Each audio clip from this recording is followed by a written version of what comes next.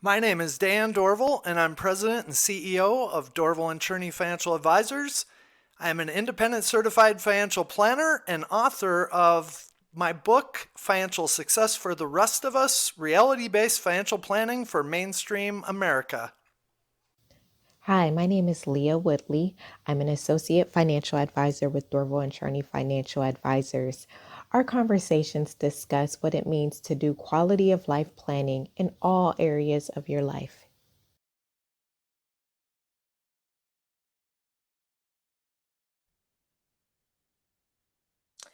Dan, we live in a society that always tells us that we need to be doing more, we need to have more. I've heard a lot of entrepreneurs say you have to be team no sleep. And I know you started the business that I now work for. And I want to know, when you were starting up your company, did you feel pressure to have that mentality to just strive for more, more, and more? Did you feel pressure to get involved with that no sleep mentality? How was it for you? So it's an interesting question for me because I came from an engineering background, and in my engineering background, it was kind of set hours and set projects, and people told me what to do and all of that. And then all of a sudden, when I left that, my motivation was not to, work as hard as possible, make as much money as possible, have more, have more, have more. My motivation was really, okay, we wanted to start a family. My goal was to have as much time as possible when my kids were young to be able to, spend that time together as a family, because we know that those kids get older every day. And so, I really was far more on the side of like the life balance in the work life balance as compared to the work side. Now, the work side, I had to be very disciplined, because what happens is you can get out of balance so easily one way or Mhm. the other. And that happens to a lot of people. So in my case, I really wanted to scale more towards the time with family and all of that. But I did have to make enough money in order to support a mortgage and taking care of the kids and making sure everything was okay. So the good thing about that was we had saved a fair amount of money in advance. So this kind of ties into financial planning, where we had a really solid emergency reserve that took some of that pressure off of me to like immediately make, I need to make this, I need to make this, I need to make this. Now, also, I didn't have a lot of people to help right away. Mhm. And so I had to figure out how to get people to help. Well, at the same time, I didn't have, a lot of meetings scheduled. It's very different now. And so back then it was easier for me to just go for a walk and not feel like there was any, guilt or any sort of, hey, I should be working right now, anything like that. Now, what happened, it kind of worked out perfectly, because then as my kids got older, and of course we got involved in activities, and that took a lot of our time. Eventually they end up being independent, they're doing their own thing. Well, then I had more time to dictate towards the business, which really helped a lot, as far as I could just work more at that point. Right. So it's an evolution throughout your life, where at times you might skew a little bit more this way, and then at other times it might skew a little bit more this way. And that's okay. Right. I think that goes back to what you said about some things in the past where life isn't linear, it's messy, it's dynamic. And so there may be different waves where you have more time to, push harder. And then there are other times where you do want to focus on other things like your family or maybe something else. So I think that is important to have that balance. I know in recent years, we've heard about the FIRE movement, and that is for people who are trying to achieve financial independence and retire early.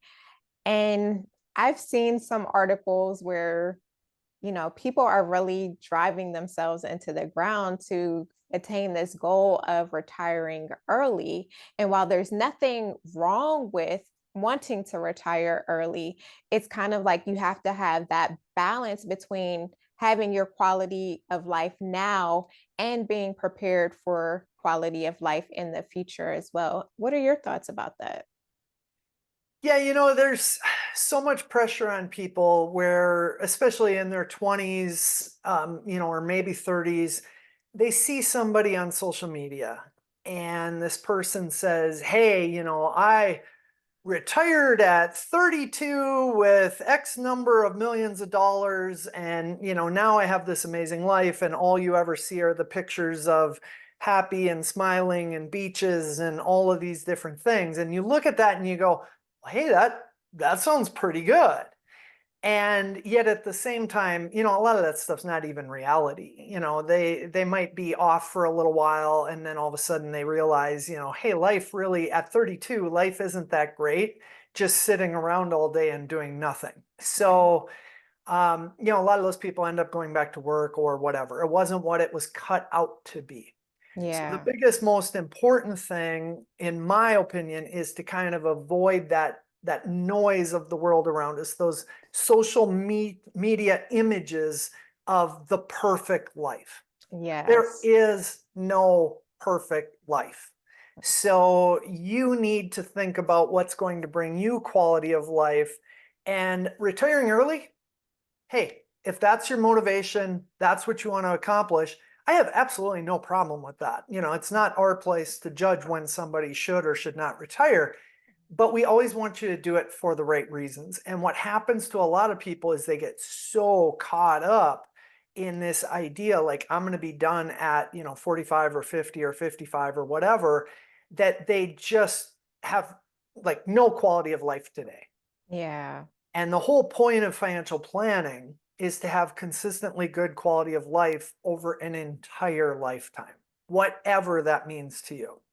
So we want you to be in balance and have good quality of life today. We want you to save and accumulate so you have good quality of life in the future.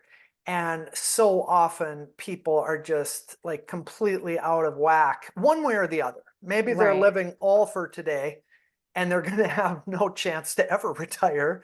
Or on the other hand, maybe they're just convinced that they need to save 50% of their income and they have almost no quality of life today.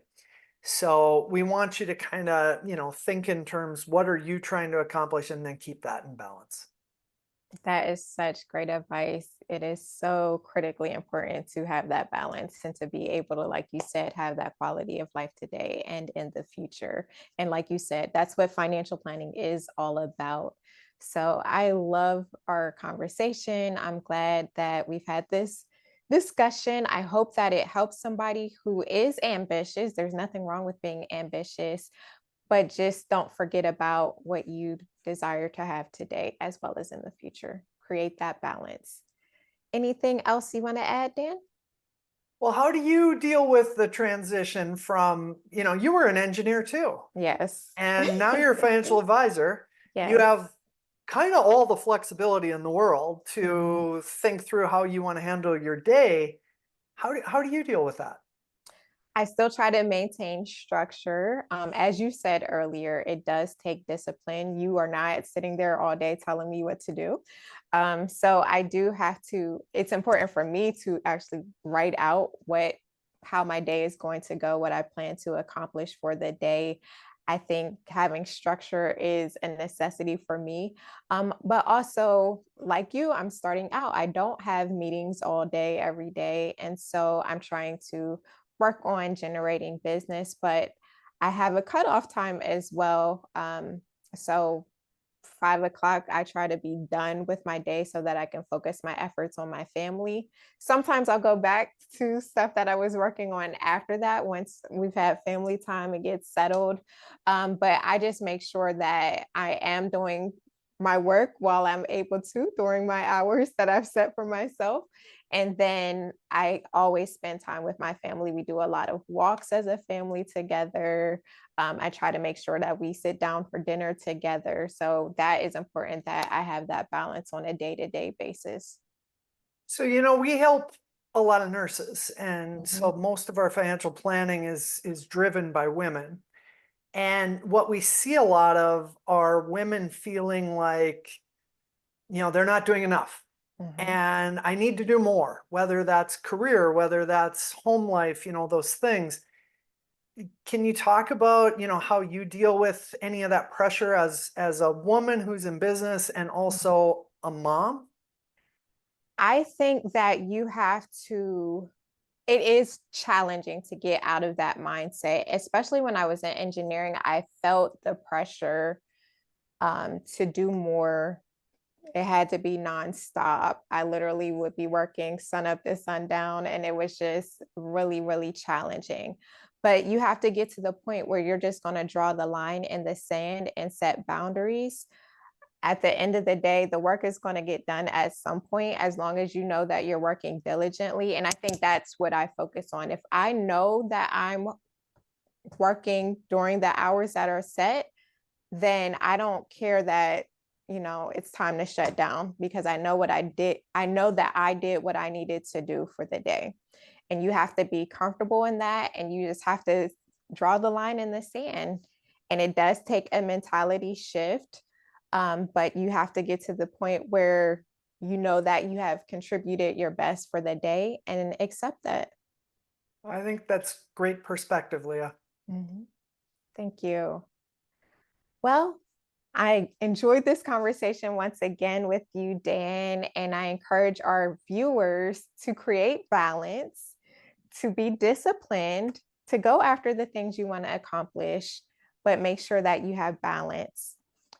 Please go ahead and like and subscribe to our channel if you found this video useful and helpful, and we look forward to meeting again.